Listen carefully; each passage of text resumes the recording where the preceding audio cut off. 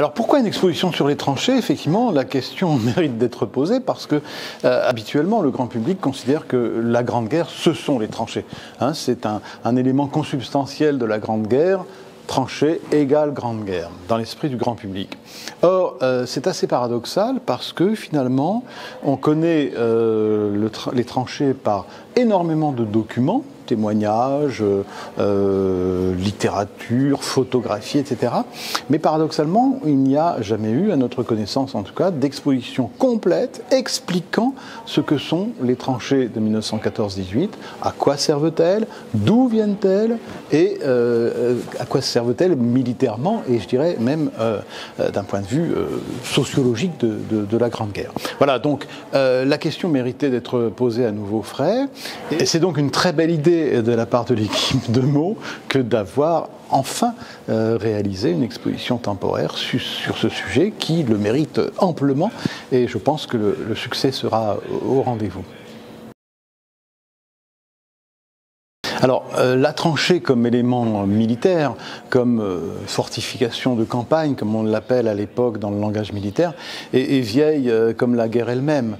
Les Grecs utilisaient déjà la polyurcétique, c'est-à-dire l'attaque des villes, se servaient de tranchées pour approcher les murailles de l'adversaire.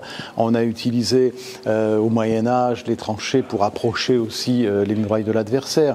On a utilisé, Louis XIV utilise dans les guerres du XVIIe siècle les tranchées devant Arras ou ailleurs, ou à Tournai.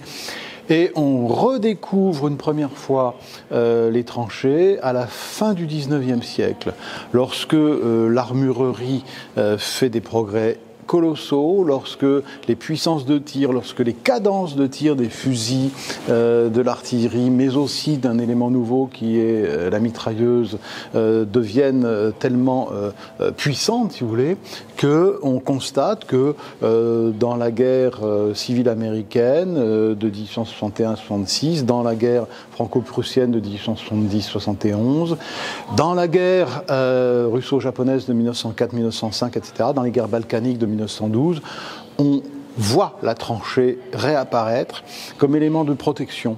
C'est-à-dire, c'est un élément spontané qui permet aux soldats de se protéger de la puissance de feu de l'adversaire. C'est un élément spontané, mais c'est aussi un élément prévu par les règlements militaires dès cette époque, qui prévoit effectivement que les tranchées puissent être creusées en tant de temps, par tant d'hommes. C'est très réglementé, nous sommes très militaires, selon qu'il s'agit d'une tranchée pour tireurs à genoux, pour tireurs debout, etc. Donc c'est à la fois une nouveauté, mais c'est une nouveauté redécouverte parce que, encore une fois, le procédé est vieux comme la guerre elle-même. La vraie nouveauté de 14-18, c'est que vous avez un système de tranchées qui s'impose des Vosges à la mer du Nord. Donc, sur le front occidental, vous avez un front complètement figé par les tranchées sur 700 km de lignes, de linéaires, si vous voulez, qui empêche toute manœuvre. À partir de novembre-décembre 1914, la mer du Nord est atteinte.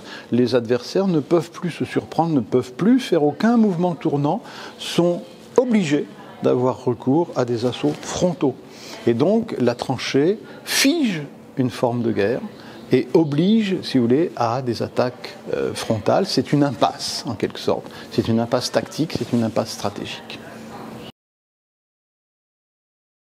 Alors, nous avons souhaité rythmer l'exposition avec, effectivement, au rythme de la vie des soldats, tant français qu'anglais, qu'allemands, qui peuplent ces tranchées. Il y a un véritable peuple des tranchées qui n'est pas l'ensemble des soldats, parce que tous ne passent pas par les tranchées, ce sont essentiellement les régiments de fantassins qui y passent. Donc, nous avons effectivement commencé par les antécédents, c'est-à-dire qu'est-ce que la tranchée avant celle de 1914-1918, puis nous avons essayé de montrer comment on va monter aux tranchées avec des séries d'objets extrêmement riches. D'une manière générale, le musée de Meaux a fait un énorme effort de présentation d'objets inédits. Montrer aussi, comme nous en avons une illustration derrière moi, ce qu'est un réseau de barbelés. C'est-à-dire que le barbelé, c'est l'élément défensif par excellence de la tranchée avec les mitrailleuses, et tout cela nécessite effectivement des rouleaux de barbelés, des queues de cochon qui permettent de suspendre les barbelés. On a tout ça comme objet. On a aussi de très très beaux objets sur la guerre de Sape. On a de très beaux objets sur la surveillance des tranchées. Les tranchées, c'est d'abord un lieu où l'on guette l'ennemi.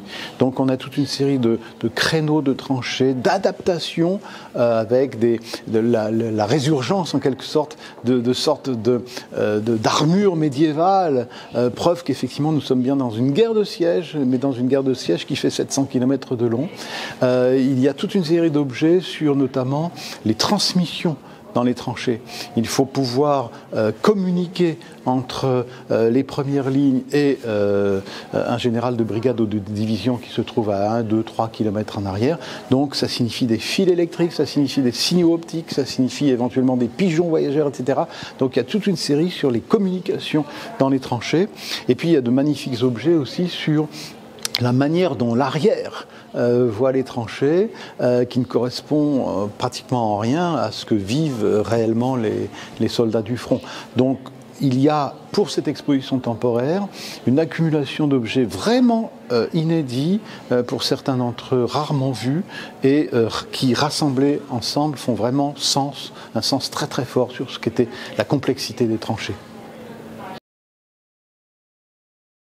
Cette exposition temporaire est vraiment très neuve en fait, paradoxalement très neuve, parce que comme je le disais d'entrée de jeu, c'est une thématique que chacun croit connaître, et c'est une thématique qui mérite largement d'être redécouverte, et par l'ampleur des objets et des explications accumulées ici dans cette exposition temporaire, je suis sûr que le public se précipitera en masse, à juste titre, pour visiter cette exposition.